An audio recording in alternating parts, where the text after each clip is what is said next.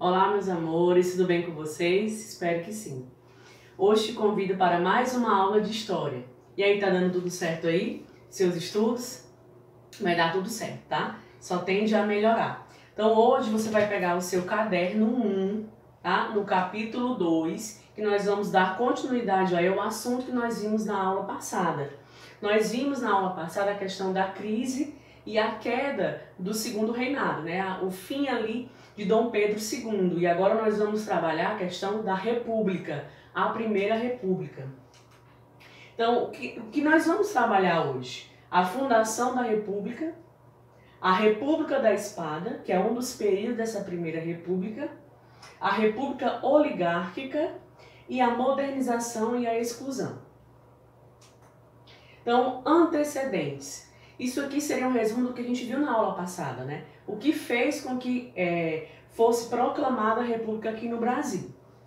A modernização do Brasil. O Brasil estava se modernizando principalmente devido ao cultivo do café, que rendeu muito dinheiro para o Brasil. Então, o Brasil acaba modernizando algumas coisas, trazendo indústrias, trazendo estradas de ferro principalmente. Então, o Brasil ele vai se modernizar em relação a isso aí, tá? Desgaste da monarquia, o Dom Pedro II ele acaba perdendo alguns apoiadores, principalmente os cafeicultores, aquelas pessoas que precisavam da mão de obra escrava. Então, após a abolição da escravidão, em 1888, essas pessoas passam a não mais apoiar a monarquia.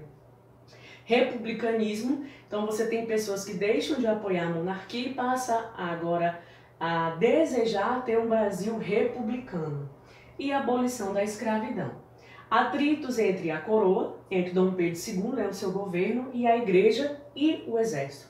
Então, a questão aí do exército, que eram grandes apoiadores de Dom Pedro II, acaba deixando esse apoio de lado. União entre militares e civis, principalmente os cafeicultores, e a proclamação da República, que ocorreu em 15 de novembro de 1889. Então, o que vai acontecer? Vai ter ali o apoio de republicanos, de pessoas que não queriam mais Dom Pedro II no poder, e aí você vai ter ali uma articulação, principalmente do Marechal Deodoro da Fonseca, tá?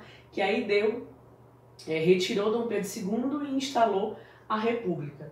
Então, a união entre republicanos, cria o fim da monarquia, e militares, aliada com o desgaste já ali do governo de Dom Pedro, com a Igreja Católica também, possibilitou a proclamação da República. Então você acaba um período ali de 49 anos de monarquia e agora é instalado a República. Então no dia 15 de novembro se foi instalada a República de 1889. Tá? Com o fim da monarquia, você tem agora a questão da República, que aí é conceituado federalismo.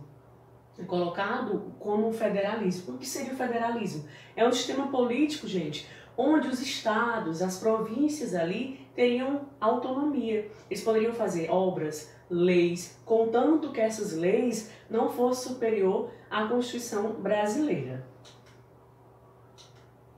Então isso aqui, a imagem que você tem no seu livro, é um brasão de armas, que é um dos símbolos oficiais da República Federativa do Brasil, e nele consiste a constelação do Cruzeiro do Sul, que aparece apoiada por uma espada, tá? Simbolizando aí a questão militar, e acompanhada de ramos de café, por exemplo, e fumo. Café que foi um dos principais produtos da economia durante o segundo reinado, e vai continuar aí nos primeiros anos da República, tá?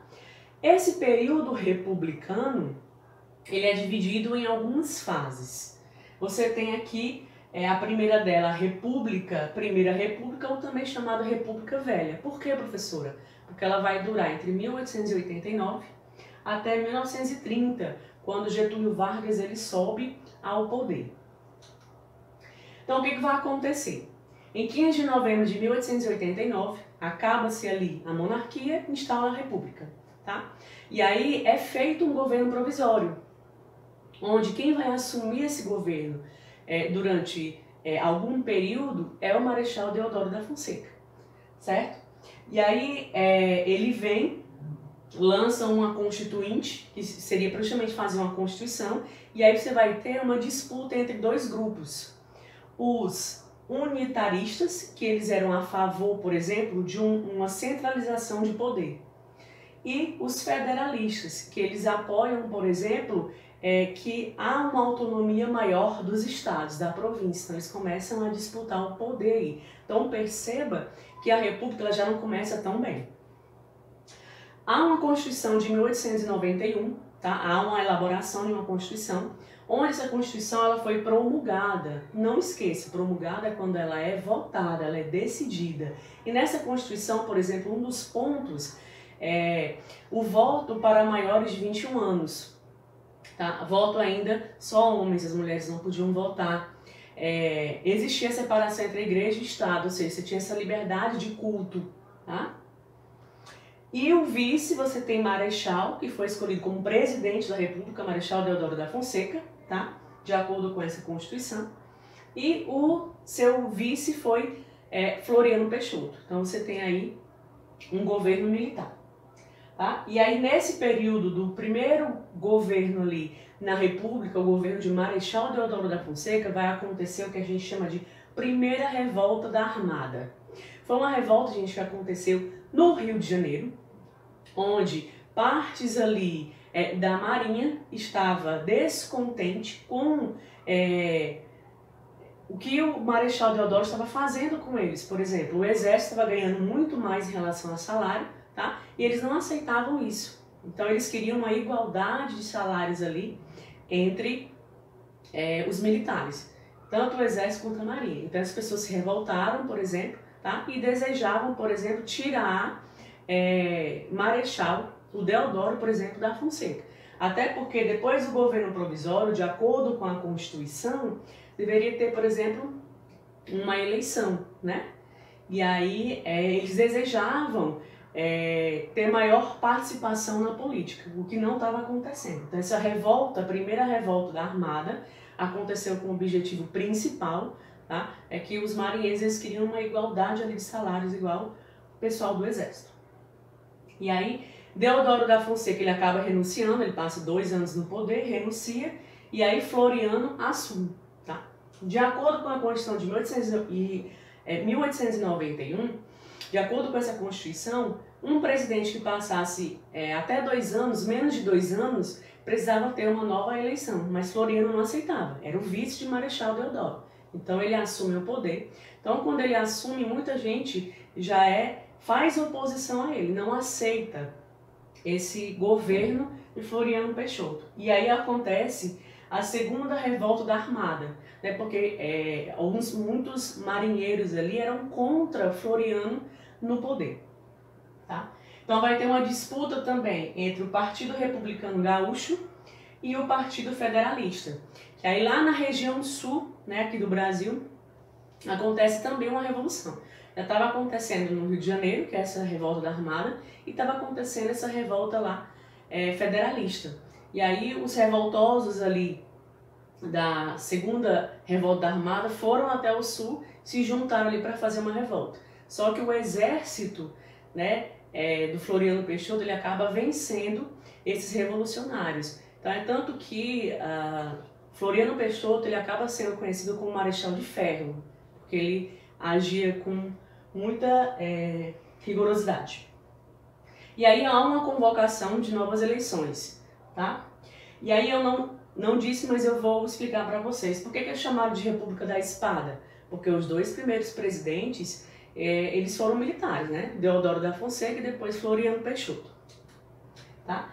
E aí durante o governo de o Marechal Deodoro da Fonseca, ele vai implementar uma política econômica para fazer o crescimento aí do Brasil. E aí o ministro chamado Rui Barbosa, ele aplica uma política econômica chamada de encilhamento. Que política é essa? Era uma política, gente, de emissão de moedas para que circulasse dinheiro no Brasil, onde pessoas abriam empresas e pegavam empréstimos, tá? Principalmente aí na área cafeeira, né? Produtores de café. Só que muita gente pegava um dinheiro, mas acaba não abrindo essas empresas. Então, era o que a gente chama de empresas fantasmas. Então, essa política de crescimento aí acabou não dando certo. E aí, Rui Barbosa acabou sendo demitido e o Brasil continuou em crise, né? Porque entrou muita gente, perdeu emprego, houve uma grande inflação, faltava alimento, né, para todo mundo. Então, aqui você tem uma charge ironizando a tentativa, de forma fracassada, essa política acabou não dando certo, tá?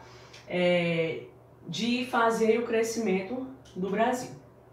No seu livro tem esse resumo bem interessante de todos os presidentes aí durante a República, de alguns períodos, e os principais políticos e eventos durante esse período, tá? Os dois primeiros presidentes que eram militares, por isso que é chamada República da Espada. E aí nós vamos trabalhar agora a República das Oligarquias, que é um outro período também dentro da Primeira República, que é o que a gente chama a política café com leite. Nessa época, você tem um centro econômico ali, ficava no Sudeste, principalmente a questão do café com São Paulo, que era o maior produtor, e o leite, que era Minas Gerais. Então eles ficavam, gente, revezando no poder. Durante 4 anos, um presidente seria paulista. No final do seu mandato, ele teria que indicar um mineiro. Então ficava esse revezamento, tá? Então era uma aliança política entre os estados de Minas Gerais e São Paulo, que visava aí o cargo de presidente. Tá? Existia nessa época muitas fraudes durante eleições ali, né? Máquinas de voto, onde você tinha, principalmente nos interiores, você tinha os coronéis, onde eles forçavam as pessoas a votar no candidato dele. É o que a gente chama de coronelismo. Elemento constitucional, o voto era aberto, né? O voto que a gente chama de voto de cabresto. Você era obrigado a votar. Tá? Se você não votasse, por exemplo, você não ganhava uma cesta básica, não ganhava uma alimentação, uma proteção desse coronel. Então você era forçado a votar.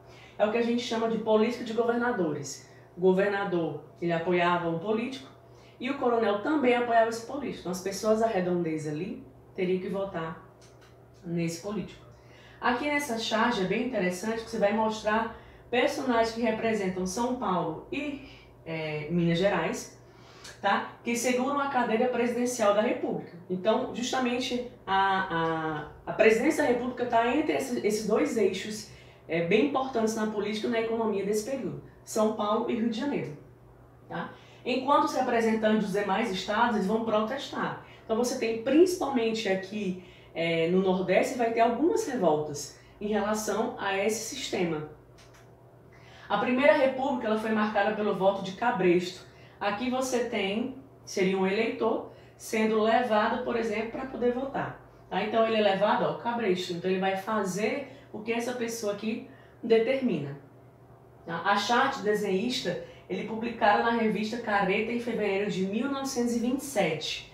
É um político conduzido pelo eleitor cabresto. Então você vai ter um Brasil aí que deixa a monarquia, instala a república, mas a problemática de atender às necessidades da população em geral acaba não atendendo todo mundo, fica sempre na mesma elite. Você muda o sistema, mas a questão ali de atender às necessidades da população em geral não acaba sendo atendido. Então você continua no mesmo e velho problema lá da monarquia. Então nós temos aqui, ó, durante o período da república, você vai ter ali a valorização do café, né? O café vai ser o principal produto dessa economia também. Então você vai ter a hegemonia, né, que é o poder econômico do café. O café ele vai acabar... o Brasil, por exemplo, ele exportava, por exemplo, 2/3. Então ele vendia principalmente para os Estados Unidos. Então o Brasil era o maior produtor na época. Vai ter um convênio de Taubaté que aconteceu na cidade de Taubaté, em São Paulo, em 1906, onde os principais produtores de café se reúnem com o governo, onde o governo ele fica de pegar todo o excedente, tudo aquilo que não foi vendido, estoca, para quando o preço melhorar, né, quando tiver mercado, ele vender. E assim, os produtores não ficam no prejuízo. Tá? Só que para o Brasil fazer isso, ele teve que fazer vários empréstimos. empréstimos. Então o Brasil acabou também se afundando em dívidas. Então você vai ter surtos, né? Você vai ter não só o café, mas você vai ter outros produtos ali que vão gerar economia. Na Amazônia, por exemplo, a extração da borracha e o cacau na Bahia. Também são produtos fortes desse período. O café, o que é que ele vai trazer de bom para o Brasil em relação à economia? O processo de industrialização vai começar ali a ter algumas indústrias, porque antes tudo que o Brasil precisava tinha que trazer de fora. Chegada maciça de imigrantes, já que foi abolida a escravidão, quem tinha que trabalhar eram os imigrantes, então o Brasil começa a trazer essas pessoas para trabalhar. Então vai ter um aumento populacional, principalmente nas cidades. Novos atores sociais, você vai ter a burguesia, né? Classe de comerciantes, você vai ter a classe média aí e o operariado, que vai trabalhar nas indústrias, né? E depois eles vão começar a questionar a forma como eles estão sendo ali subjugados a ser trabalhados, tá? Desenvolvimento do transporte e a inovação artística, que vai ser a Semana de Arte Moderna de 1922, né? Que foi uma semana onde se produziu muita arte, pintura, poema, música, né? Tudo isso embalado lá da arte europeia. E aqui você tem um Brasil com um processo de modernização, mas com exclusão. Será que mesmo você mudou a política, mas será que os anseios da população no geral, a camada mais pobre, os trabalhadores, os anseios deles foram atendidos? Então o Brasil, perceba, se modernizou na sua política, mas continua a questão da exclusão, né? Por isso que vai ter muitos protestos sociais, vai ter algumas revoltas que nós vamos estudar mais na frente. Então houve a modernização excludente da Primeira República, promoveu uma onda de melhorias desfrutadas apenas por uma pequena parcela. Quem é essa parcela? Elite. Então perceba, Primeira República, você muda o sistema, mas não muda a condição social da população em geral, tá? Então aqui termina a nossa aula sobre a Primeira República. Estudem, façam as atividades e até a próxima aula.